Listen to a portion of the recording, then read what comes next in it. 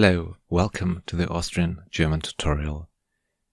If you want to know more Austrian football buzzwords like Wuchtel, Bankerldrücker, Knipser and many more, then check out this video.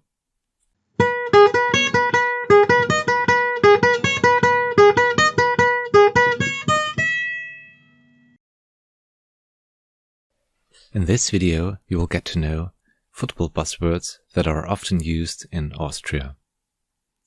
So, let's get started.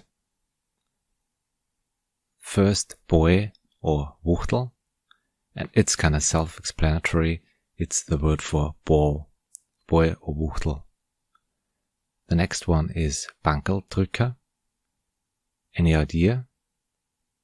It's a player who is a substitute for most of the time. Treblinski. Any wild guess? It's a player who likes dribbling but is not very successful. Eiergoalie. Any idea?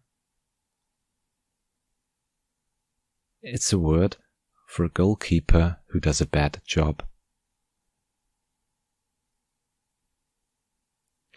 And finally, Knipsa. Any guess? It's a striker who scores many goals. So, thanks a lot for watching. See you in the next tutorial.